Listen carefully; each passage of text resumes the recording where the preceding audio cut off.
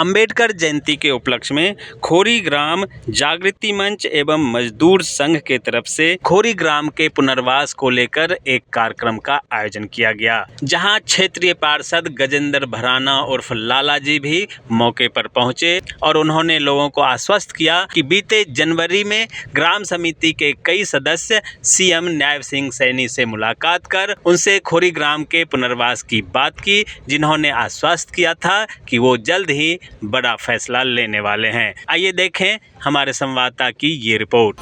आज के दिन 14 अप्रैल 2022 को समालखां के विधायक मनमोहन सिंह भड़ाना यहाँ विराजमान थे, जो आज भारतीय जनता पार्टी से, और पूर्व सांसद अवतार सिंह भड़ाना जो 5 बार से यहाँ से सांसद रहे, उनके भतीजे हैं, और पूर्व कैबिनेट मंत्री करतार सिंह भड़ाना उनके बेटे हैं। मुझे सारे प्रकरण की जानकारी थी और आहत भी था, दुखी भी था, इसलिए कि लोगों ने बात नहीं मानी।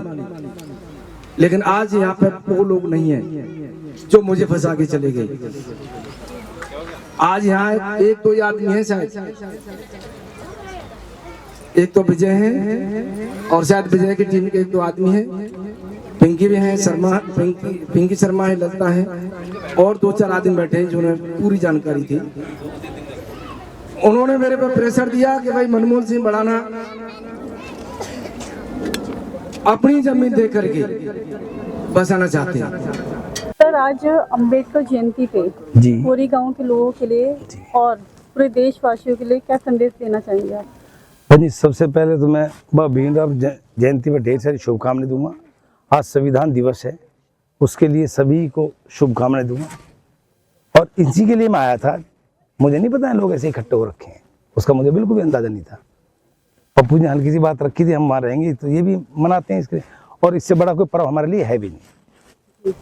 सर, खोरी गांव टूटने के बाद अब तक इस पे क्या कार्रवाई हुई है, क्या प्रगति हुई है दोबारा से यहाँ लोगों को बसाने के लिए? भाई, टूटना तो एक फॉरेस्ट का वो था, देखो इसके लिए, और बसाने के लिए जो पुनर्वास जो दिया है वो सरकार ने वहाँ पे शिफ्ट कर दिया डबुआ में। इसका डबुआ में जो फ्लैट है वो दिए हैं सबको, जो आधार कार्ड जो इनका प्रूफ ठीक है उनको मिले भी हैं, और लोग यहाँ से जाके शिफ्ट भी हुए हैं, ऐसा नहीं हुए, बहुत लोग हैं। पर जिन लोगों को काम जिनका यहाँ है वो भटक रहे हैं, क्योंकि उनके लिए 30 किलोमीटर पड़ता है, आना जाना मार लेता उनको, ये दिक्कतें होती हैं।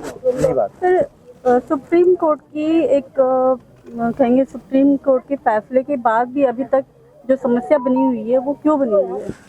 जी, मुझे उसके बारे में इतना जानकारी नहीं है सुप्रीम कोर्ट पर। पप्पू जी बताते रहते हैं बार बार बीच बीच में, भाई एक स्थायी अपना करने के लिए कि 5 से 7 किलोमीटर के एरिया में बसाया जाए। 5 से 7 किलोमीटर के एरिया में हमारे पास यही जगह और कोई जगह कहीं है भी नहीं, सच्चाई तो ये है। और इस जगह को देने में भी 4 एकड़ 5 एकड़ जमीन में करके हम जो सरकार की नीति उस हिसाब से फ्लैट बना के दे दें तो यहाँ ठीक है, इनका गुजारा होता है। यहाँ जैसे चामुंड में लोग काम करते हैं, लखनऊ करते हैं, दिल्ली टच है, दिल्ली में लोग जाकर काम कर रहे हैं, गुजर बसर जो कर रहे हैं उनको स्थायी मिलना चाहिए। मेरी ये दिल इच्छा है, ये मेरा परिवार है, इनको सरकार के द्वारा मिलना चाहिए।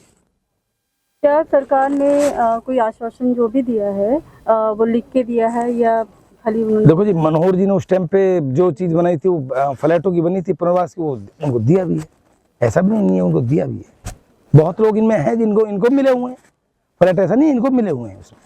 नहीं, मेरा क्वेश्चन है क्या जो सरकार ने आश्वासन दिया है वो लिख के दिया है या नहीं? देखो, उसके इतनी जानकारी मेरे पास नहीं है अभी, ना मुझे मालूम है उसके लिए। हाँ, अच्छा, क्योंकि ये सुप्रीम कोर्ट के आप पहले से जानते हैं या फिर नई सरकार बनने के बाद? भाई, सरकार से पहले ही हमारा भाई है पप्पू प्रधान, और मेरी उम्र 53 साल 54 में चल गया हूँ, तो मेरे उस टाइम से इतनी उम्र पप्पू की भी होगी, मेरे सबसे 1 आध साल छोटा बड़ा इतने हो सकता है। और ये करेसर होते थे, आज ये लगाओ ना 34 साल तो करेसरों को चले गए, 12 में करेसर गए यहाँ से, और सबका गुजर बसर जो चलता था वो लकड़पुर, अनंगपुर, पाली जो गांव थे, अब तो पाली चले, इनका सबका यहीं सारे पहाड़ जो पत्थर माई जो चलती यहीं पे आता था पिसने के लिए, और यहाँ चलता था इनका सबका। भाई, ये तो आज बच्चे नौकर जो बड़े बूढ़े वो हमारे, कोई पत्थर तोड़ता था, कोई बेलदारी करता था, इन मशीनों पर यही काम था। और ये खोरी गांव प्रॉपर उन्हीं के लिए थी, तो पहले नहीं था। पर एक बीच में कहते हैं ना, एक भेड़िया का समूह आ जाता है और वो आके करके इन सबको बर्बाद करके चला गया। इनको जो हमारे जैनों, जो मेरे परिवार जो घर पे, उनको वो खराब करके खाली जमीन थी बेचते बेचते बेचते कांग्रेस के राज में, और कांग्रेस ने काम कर दिया। और जो बेच के चले, जिन्होंने पैसा कमाया, उनका कुछ भी नहीं बिगड़ा। बिगड़ा कौन? मेरे परिवार, गरीब लोगों का उजड़े ही है। आज जब मैं देखता हूँ, मैं कभी सूरत से आता हूँ, दिल्ली से आता हूँ, या उधर से जब मैं शाम के टाइम जाता हूँ 5-7 बजे, तो बड़ी पुरानी महिलाएं मैं देखता हूँ, हमारी माँ की उम्र की 80 साल की लेडी है, जो आती हैं, तो बड़ा तरस होता है कि उन पे 500 रुपये 400 रुपये किराया देने के लिए पैसा भी नहीं है। वो बेचारे आज भी पन्नी की झुग्गियों में रहने के मजबूर है, ऐसी गर्मी में। और यहाँ ना पानी, ना बिजली, ना कुछ भी नहीं है। मैं नहीं कहता नहीं है, जो सच्चाई वो ये है। खोरी गांव के लोगों के लिए आप क्या कहना चाहेंगे, क्या मैसेज देना चाहेंगे? मैं इनके लिए हर कतरा खून का भी देने को तैयार हूँ। मेरे उससे कोई बच्ची है तो मैं उसको तैयार करूँ। अगर मेरा बस चले तो मैं आज की पहली कलम से इनको यहाँ बिछा दूंगा। अगर मेरी इतनी पावर हो तो मैं इनको जहाँ उचित स्थान वहाँ बैठाने की कोशिश करूँगा। देखो, मैं सारा निर्णय मेरा तो है नहीं। मेरे विधायक जी पर उनसे बात करूँगा, फिर मंत्री जी उनसे बात करेंगे, फिर मंत्री से इजाजत लेके सीएम साहब से बात करेंगे, बैठा देंगे करके।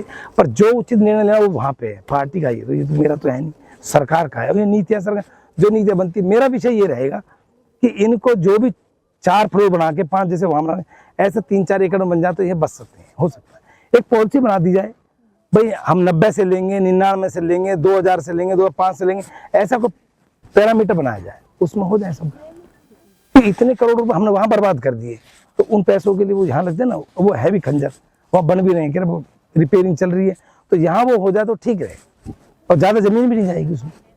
ये है, सब कुछ हो जाएगा। तो मैं तो कहता हूँ, मैं आपकी मेरी आवाज़ वहाँ तक पहुँचे, मैं भी अपनी बात को रखूँगा और इनकी अपनी बातों को पहुँचा कर रखेंगे उसको।